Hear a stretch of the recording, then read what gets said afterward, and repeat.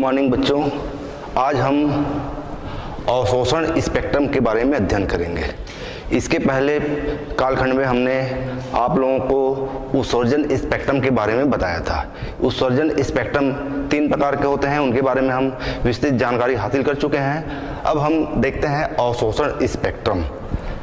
अवशोषण स्पेक्ट्रम जब सूर्य की प्रकाश को अर्थात श्वेत प्रकाश को जब किसी ठोस, द्रव या गैस पारदर्शी माध्यम में से होकर गुजारते हैं तो ये पदार्थ अपनी प्रकृति के अनुसार कुछ निश्चित तरंगदैर्घ्य वाले प्रकाश का अवशोषण कर लेते हैं। फलस्वरूप स्पेक्ट्रम में अवशोषित तरंगदैर्घ्य के उचित तरंगदैर्घ्य के प्रकाश के स्थान पर काली काली रेखाएं या पट्टियां दिखाई देती है। इस प्रकार के स्पेक्ट्रम को अवशोषण स्पेक्ट्रम कहा जाता है। ठीक है, अर्थात क्या बताया मैं, जैसे ये ठोस भी हो सकता है, द्रव भी हो सकता है, गैस, ये पारदर्शी माध्यम है। इसमें यदि हम श्वेत प्रकाश को गुजारते हैं तो यहाँ पर जो हमको स्पेक्ट्रम प्राप्त होगा, ये क्या करेगा, ये जो पदार्थ है, ठोस, द्रव, गैस जो पदार्थ है, वो अपनी प्रकृति के अनुसार, वो किस प्रकार का नेचर है उसके अनुसार वो कुछ स्पेक्ट्रमी रेखाओं को, कुछ प्रकाश के रंग को वो अवशोषित कर लेता है, अपने में सोख लेता है। और हमको जो इसके बाद जो निकलने वाली प्रकाश है, इसका जो स्पेक्ट्रम हमको जो प्राप्त होता है उसमें सौर स्पेक्ट्रम में क्या प्राप्त होता है, अवशोषित रंगों की जगह काली काली रेखाएं दिखाई देती है या पट्टियां दिखाई देती है, ऐसा पट्टी। तो इस प्रकार के स्पेक्ट्रम को अवशोषण स्पेक्ट्रम कहा जाता है। ठीक है, एक बार और सुन लीजिए। जब श्वेत प्रकाश को किसी पारदर्शी ठोस, द्रव या गैस में से होकर गुजारा जाता है तो ये पदार्थ अपनी प्रकृति के अनुसार कुछ प्रकाश के तरंगदैर्घ्य को, कुछ स्पेक्ट्रमिक तरंगदैर्घ्य को वो अवशोषित कर लेता है। फलस्वरूप स्पेक्ट्रम में अवशोषित तरंगदैर्घ्य की जगह, अवशोषित प्रकाश की जगह हमको काली काली रेखाएं या पट्टियां दिखाई देती है और इस प्रकार से जो प्राप्त स्पेक्ट्रम होगा उसको अवशोषण स्पेक्ट्रम कहा जाता है। जैसे उदाहरण के लिए हमने देखा तापदीप्त सोडियम है, जैसे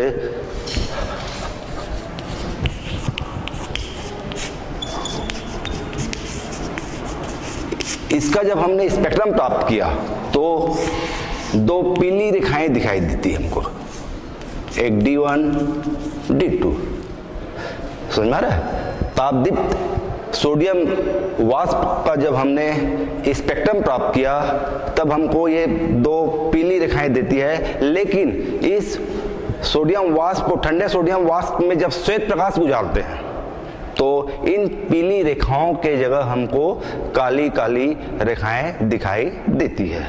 इस प्रकार से ये अवशोषण स्पेक्ट्रम का उदाहरण है। हम इसको चित्र के माध्यम से समझते हैं। चित्र के माध्यम से अवशोषण स्पेक्ट्रम किस प्रकार से प्राप्त किया जाता है यहाँ पर आपको दिखाया जाएगा। ये श्वेत प्रकाश है,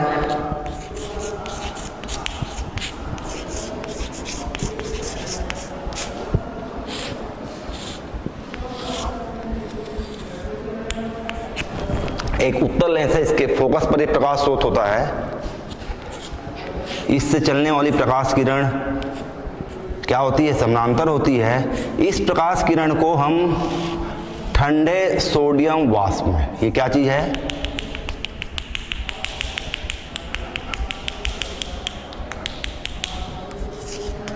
ठंडी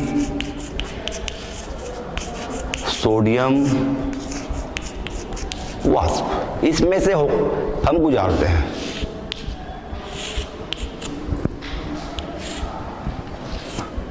यहाँ फिर एक उत्तल लेंस है,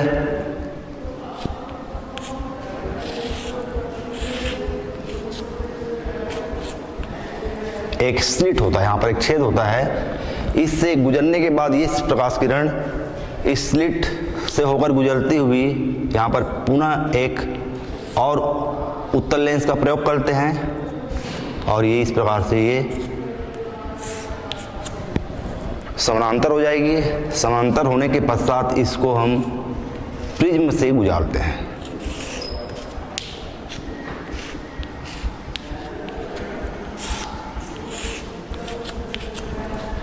प्रिज्म से गुजारने के पश्चात जो निर्गत किरण है उसको पुनः हम एक उत्तल लेंस के माध्यम से एक पर्दे पर फोकस करते हैं। ये एक्स डैश एक पर्दा है। तो यहाँ पर ये इसके समानांतर है, दो किरणें हैं ना ऊपर ऊपर के साथ, ये दोनों मिल जाएंगे और ये इसके साथ मिल जाते हैं।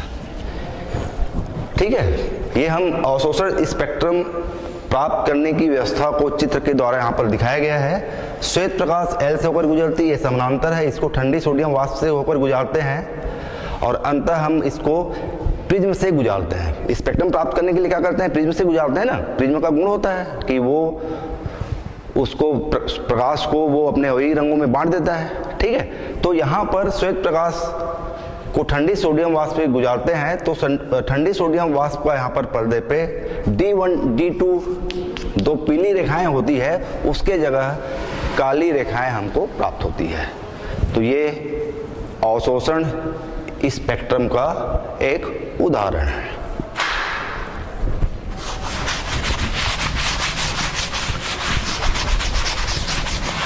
अब हम अवशोषण स्पेक्ट्रम के प्रकार देखते हैं। जिस प्रकार से उत्सर्जन स्पेक्ट्रम का 3 प्रकार था, उसी प्रकार से अवशोषण स्पेक्ट्रम भी 3 प्रकार के होते हैं।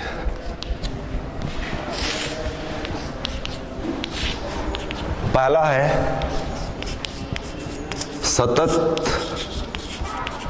अवशोषण स्पेक्ट्रम, दूसरा है अदीप्त रेखी स्पेक्ट्रम और तीसरा है अदीप्त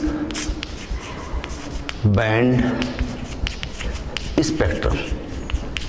इस प्रकार से अवशोषण स्पेक्ट्रम के 3 प्रकार हैं। पहला है सतत अवशोषण स्पेक्ट्रम, दूसरा है अदीप्त रेखीय स्पेक्ट्रम और तीसरा है अदीप्त बैंड स्पेक्ट्रम। अब हम सबका बारी बारी से अध्ययन करेंगे।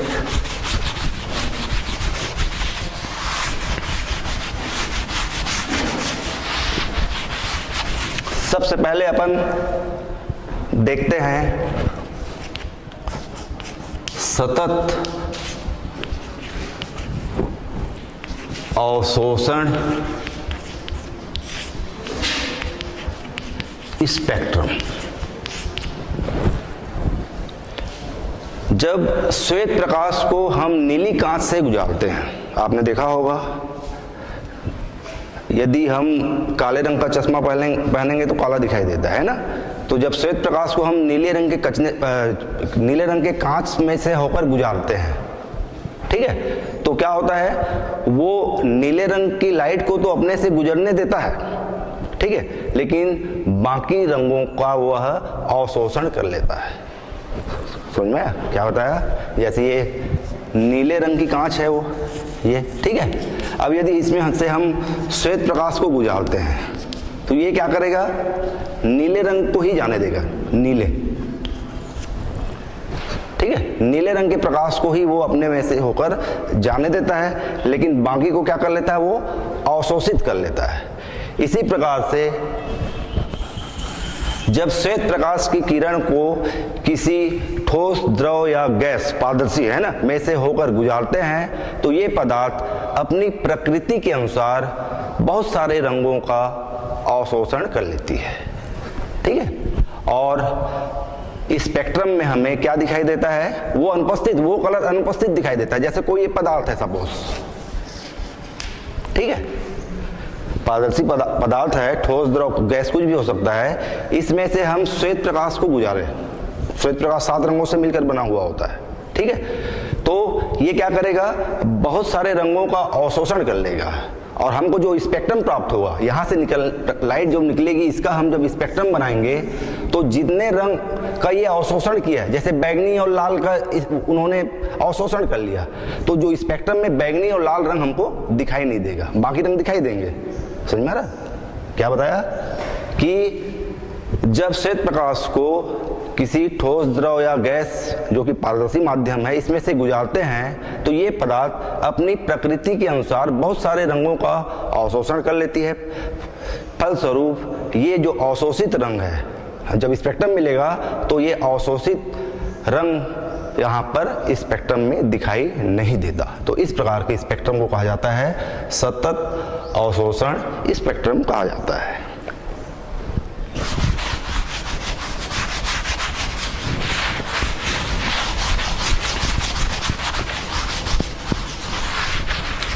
दूसरा अपन देखते हैं अदीप्त रेखीय स्पेक्ट्रम।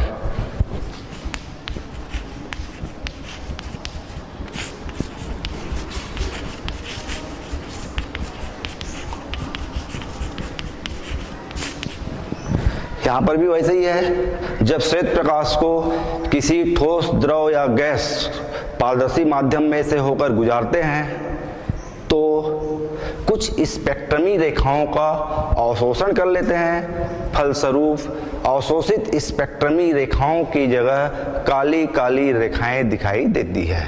स्पेक्ट्रम में जिन रंगों को वो अवशोषित कर लेता है उसकी जगह ये ऐसी काली काली हमको रेखाएं दिखाई देगी। समझ में आया? समझ में आ रहा है कि नहीं? यहाँ पर क्या हो रहा है कि जब श्वेत प्रकाश को किसी पदार्थ में से होकर गुजारते हैं तो ये पदार्थ अपनी प्रकृति के अनुसार, उसका जो नेचर है, ये किसको अवशोषित करना है, किसको पार होने देना है, समझ में आ रहा है? तो उसके अनुसार ये पदार्थ, जो भी पदार्थ है जिसमें हम प्रकाश को गुजारते हैं, ये पदार्थ अपनी प्रकृति के अनुसार कुछ स्पेक्ट्रमी रेखाओं को अवशोषित कर लेता है। फलस्वरूप स्पेक्ट्रम में हमको अवशोषित रंगों की जगह इस प्रकार से काली काली रेखाएं हमको दिखाई देती है। तीसरा है अदीप्त बैंड स्पेक्ट्रम।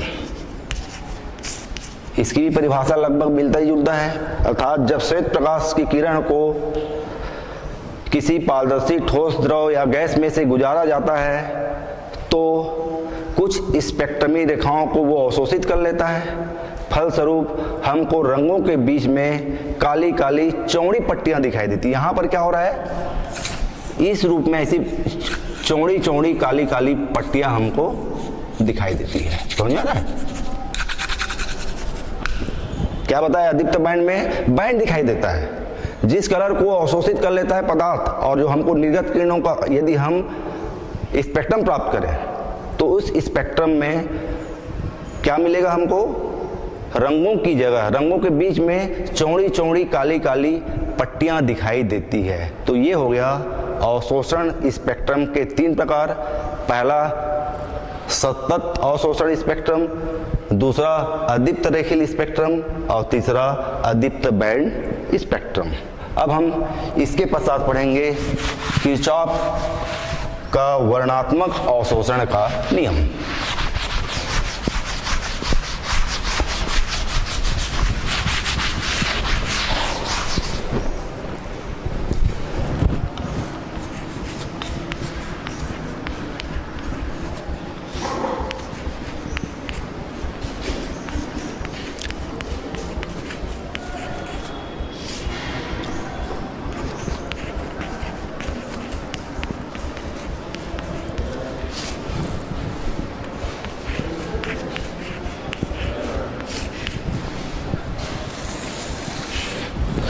किरचॉफ का वर्णात्मक अवशोषण का नियम।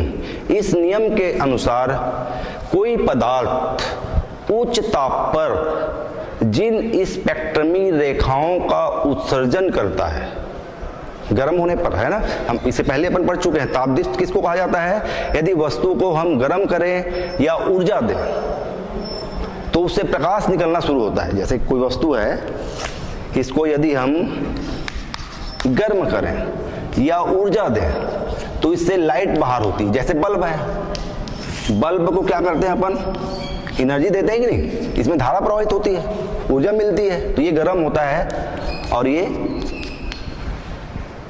प्रकाश का उत्सर्जन करने लगता है। तो इसको बोलते हैं तापदीप्त वस्तु।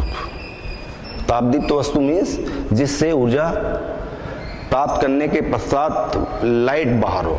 ठीक है, तो अपन देख रहे हैं किरचॉफ का वर्णात्मक अवशोषण का नियम। इस नियम के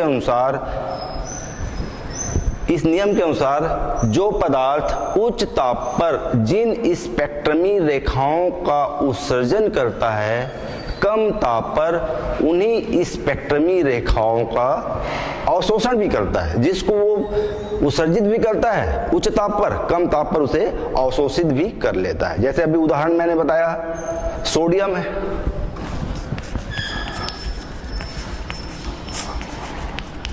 सोडियम का जो वाष्प होता है, गर्म सोडियम, समझ में आ रहा है, सोडियम बल्ब होता है ना, उस सोडियम जानते हो क्या, सोडियम जो बल्ब है उससे जो लाइट निकलती है उसका अगर हम स्पेक्ट्रम प्राप्त करें तो जो स्पेक्ट्रम होता है वहाँ पर हमको दो पीली रेखाएं दिखाई देती है, एक को D1 और एक को D2 कहा गया, जिसकी जो तरंग दैर्ध्य होती है 5890 होती है कि एंगस्ट्रम और दूसरे की 5896 एंगस्ट्रम। समझ में आ रहा है? तो ये उच्च ताप पर इन स्पेक्ट्रमी रेखाओं का उत्सर्जन करता है, लेकिन अभी अवशोषण वाले स्पेक्ट्रम में हमने देखा ठंडे सोडियम वाष्प पर जब हम श्वेत प्रकाश को गुजारा तो वो वहां पर हमको क्या प्राप्त हुआ, दो काली काली रेखाएं प्राप्त हुई, उसका अवशोषण कर ले रही है। अर्थात स्पष्ट है कि उच्च ताप पर जो पदार्थ उच्च ताप पर जिन स्पेक्ट्रमी रेखाओं का उत्सर्जन करता है, कम ताप पर उन्हीं स्पेक्ट्रमी रेखाओं का अवशोषण करता है। ठीक है, समझ में आ रहा है ना?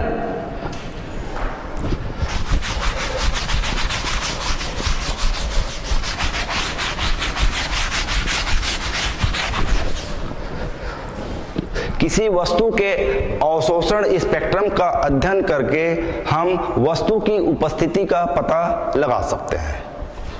यदि हमको कोई वस्तु है, ठीक है, किसी वस्तु के अवशोषण स्पेक्ट्रम के बारे में यदि हमको जानकारी मिल जाए तो उसके स्पेक्ट्रम का हम, उसकी वस्तु की उपस्थिति का हम पता लगा सकते हैं कि कहाँ पर है, क्या है, कैसा है।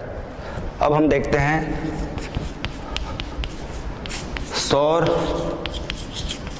स्पेक्ट्रम एवं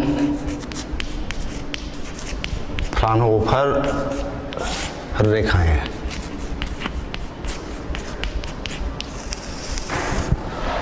सूर्य से के प्रकाश से प्राप्त स्पेक्ट्रम सतत होता है, मालूम है ना, सतत होता है। सतत मतलब एक किनारे पर बैगनी, दूसरे पर रेड, बाकी इनके बीच में होते हैं।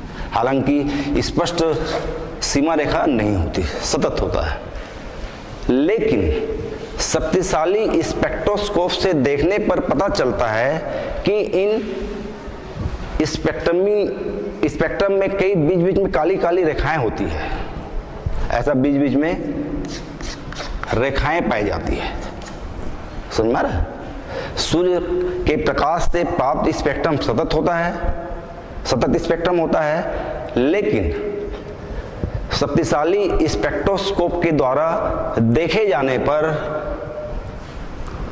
इनके बीच में काली काली रेखाएं दिखाई देती है।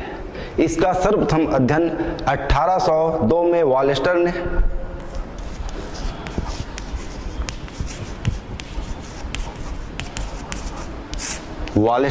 इस रेखाओं के बारे में 1802 में वालेस्टर ने बताया, लेकिन इसका जो विधिवत अध्ययन 1817 में वैज्ञानिक फ्राउनहोफर ने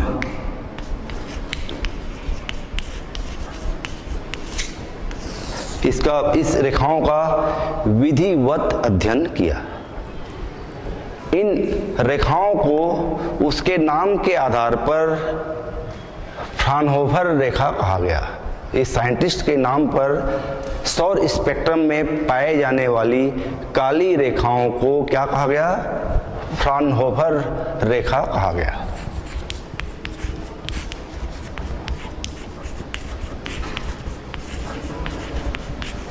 इस प्रकार फ्राउनहोफर रेखाओं की परिभाषा क्या हो जाएगी? सौर स्पेक्ट्रम में पाए जाने वाले काली रेखाओं को फ्राउनहोफर रेखा कहते हैं। ठीक है, फ्राउनहोफर ने इसका नामकरण किया। जितनी रेखाएं पाई गई उसको क्रमशः उन्होंने ए, बी, सी, डी इस प्रकार से उन्होंने नामकरण किया। उन्होंने अपने शोध के द्वारा 576 फ्राउनहोफर रेखाओं के बारे में अध्ययन किया। उनको उस समय जो जानकारी थी, उनको कितनी रेखाओं के बारे में? 576 रेखाओं के बारे में उनको जानकारी थी। समझ में आ रहा है? लेकिन आज की स्थिति में इसकी जो संख्या है, लगभग जो हमारे साइंस वैज्ञानिकों को मालूम है, लगभग इसकी संख्या 20,000 के आसपास है। ठीक है, तो इस प्रकार से फ्राउनहोफर ने जो संख्या बताया था उस समय जब अध्ययन कर रहे थे, कुल संख्या 576 थी और आज की स्थिति में इसकी संख्या 20,000 के आसपास है।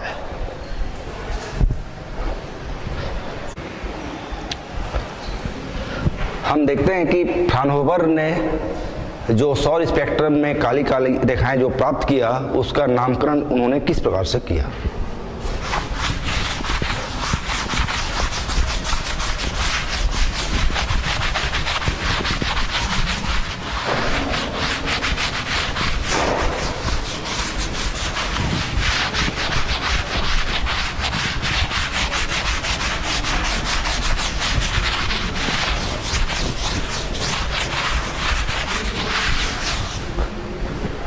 उन्होंने ए, बी, सी, डी डैश डैश इस टाइप का नामकरण किया था।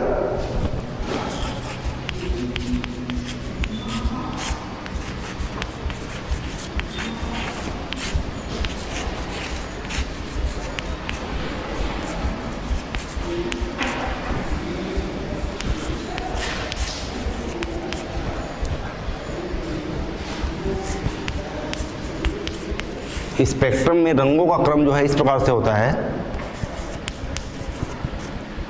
बैजानी है पीनाला। तो लाल रंग का जो भाग है उस वाले भाग में उन्होंने काली रेखाएं प्राप्त किया, उसका नामकरण उन्होंने ए रखा। समझ आ रहा है? फ्राउनहोफर ने क्या प्राप्त किया? सौर स्पेक्ट्रम में काली काली रेखाएं प्राप्त किया, उसका उन्होंने विस्तृत अध्ययन किया, उसका उन्होंने नामकरण किया। समझ आ रहा है? और उन्होंने और पाया था कि इन रेखाओं की स्थिति सदैव यही रहती, बदलती नहीं है। जैसे ये लाल रंग में ये रेखा है, इसका निश्चित तरंगदैर्घ्य होगा। ठीक है, तो ये यहीं पर रहेगा, ऐसा नहीं है कि इधर उधर खिसक जाए।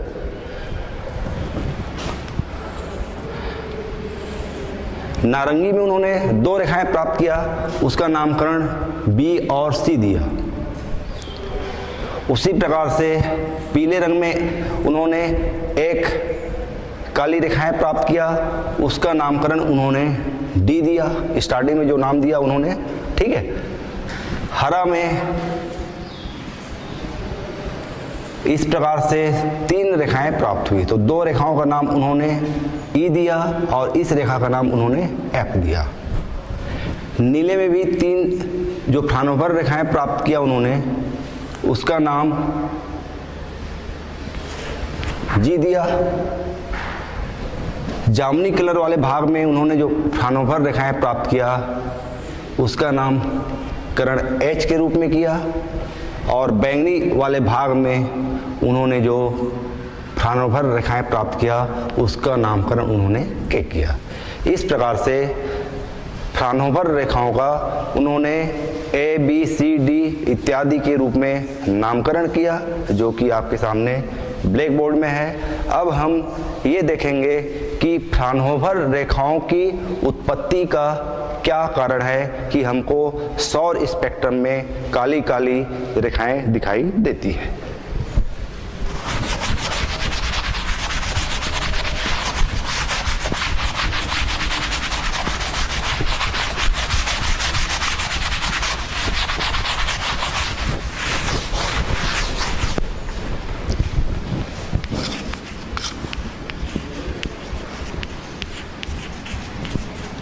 फ्राउनहोफर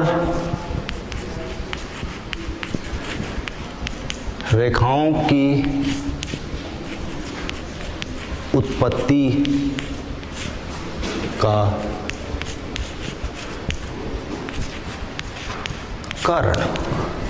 फ्राउनहोफर रेखाओं की उत्पत्ति को किरचॉफ के वर्णात्मक अवशोषण के नियम के आधार पर समझाया जा सकता है। किरचॉफ का वर्णात्मक अवशोषण का नियम आप लोगों को पता है।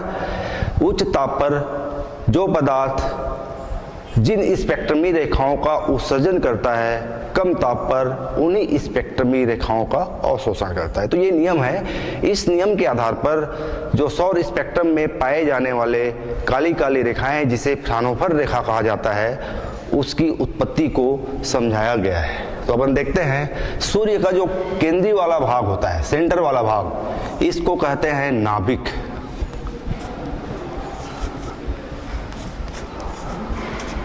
सूर्य का जो केंद्र वाला भाग होता है उसको कहा जाता है नाभिक। इसका टेम्परेचर बहुत ज़्यादा होता है। समझ में आ रहा है? सूर्य का जो केंद्र वाला भाग होता है नाभिक कहलाता है। इसके चारों ओर, ये चारों ओर क्या रहता है? ताप दीप्त गैस। इसके चारों ओर तापदीप्त गैसों का वातावरण है। क्या बताया? सूर्य का जो केंद्र वाला भाग नाभिक कहलाता है। इसका टेम्परेचर बहुत ज़्यादा है, बहुत ही ज़्यादा।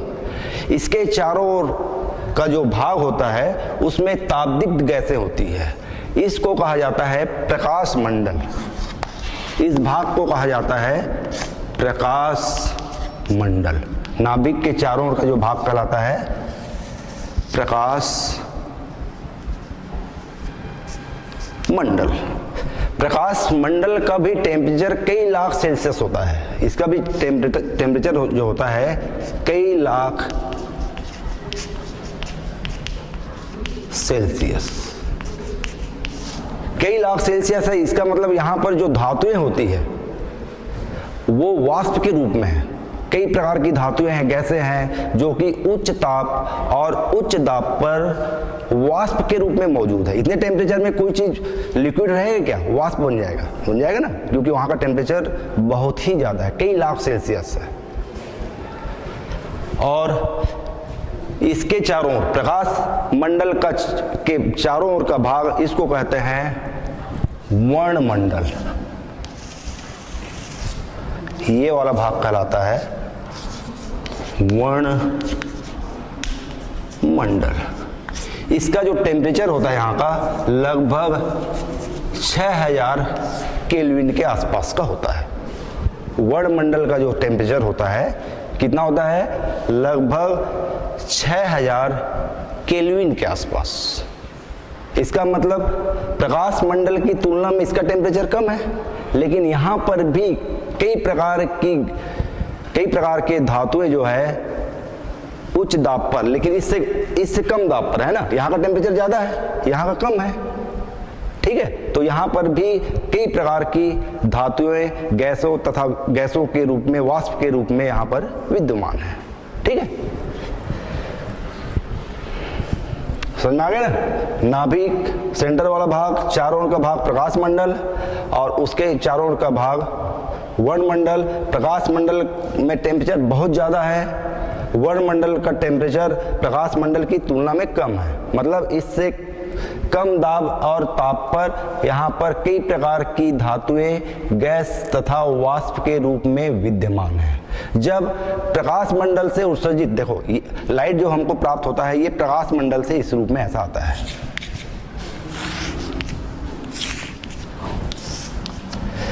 प्रकाश मंडल से उत्सर्जित प्रकाश का स्पेक्ट्रम सतत होता है। सतत मतलब मालूम है ना, एक किनारे पर वायलेट, दूसरे पर रेड, बाकी रंग इसके बीच में।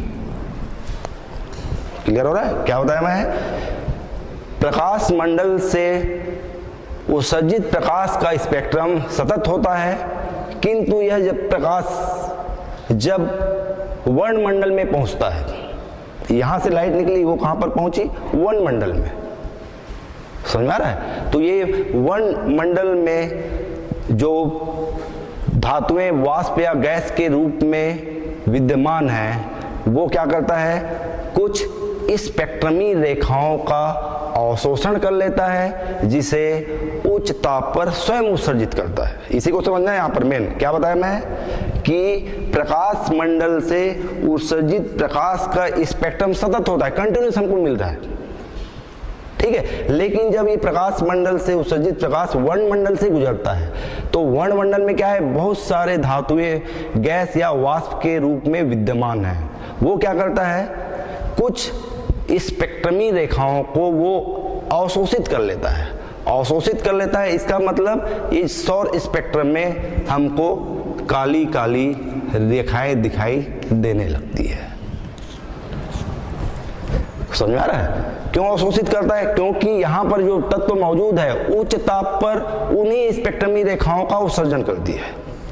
समझ में आ रहा है, वर्णमंडल में जो तत्व जो धातुएं मौजूद है उच्च ताप पर जिसको उत्सर्जित करता है वो कम ताप पर उसी को अवशोषित कर रहा है। इस प्रकार से प्रकाश मंडल से निकलने वाली प्रकाश किरण जब वर्णमंडल से होकर गुजरती है तो स्पेक्ट्रम में कुछ कुछ काली रेखाएं हमको प्राप्त होती है। इतना ही नहीं, जब ये प्रकाश वर्णमंडल से जब बाहर होता है तो ये पृथ्वी है,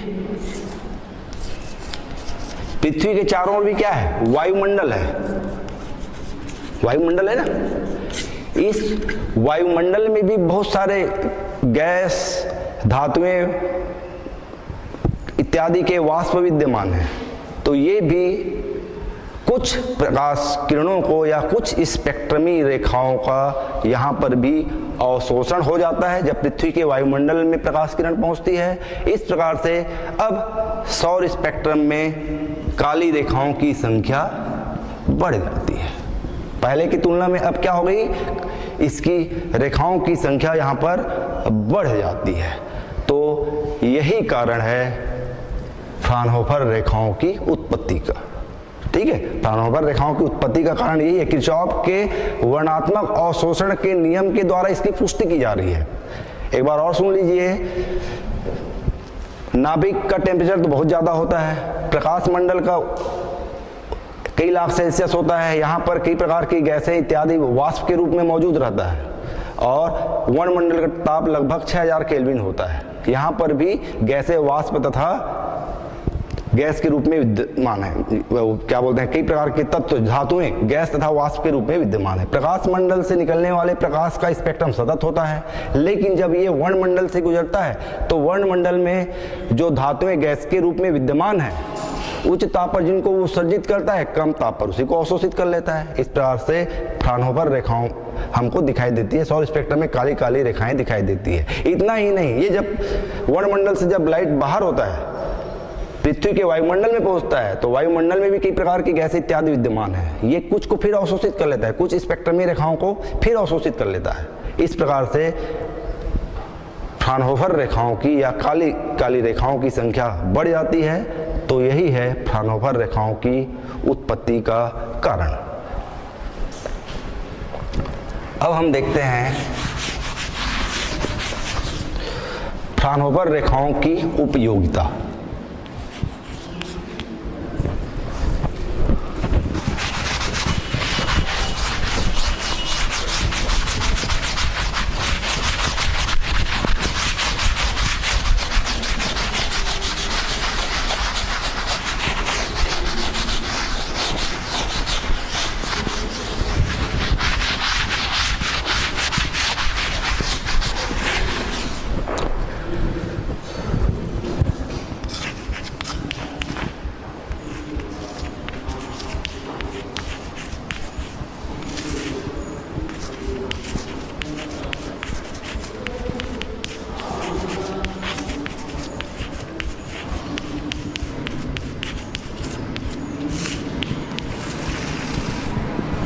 पहली उपयोगिता, सौर स्पेक्ट्रम में पाए जाने वाले फ्राउनहोफर रेखाओं का अध्ययन करके ये पता लगाया जा सकता है कि सूर्य के वर्णमंडल में, अभी देखा वर्णमंडल में कौन कौन से तत्व विद्यमान हैं, ठीक है। क्योंकि जो फ्राउनहोफर रेखाएं हमको प्राप्त होती है उसका निश्चित तरंगदैर्ध्य होता है, और प्रत्येक तत्व के जो स्पेक्ट्रम प्राप्त होता है उसका भी एक, उसमें जो रेखाएं प्राप्त होती है उसका भी निश्चित तरंगदैर्ध्य होता है। तो कुल मिलाकर पहली जो इसकी उपयोगिता है कि सौर स्पेक्ट्रम में पाए जाने वाले फ्राउनहोफर रेखाओं के अध्ययन से हम सूर्य के वर्णमंडल में पाए जाने वाले तत्वों की संख्या के बारे में ज्ञात कर सकते हैं, और इसके द्वारा लगभग, इस विधि द्वारा पृथ्वी में पाए जाने वाले 60 से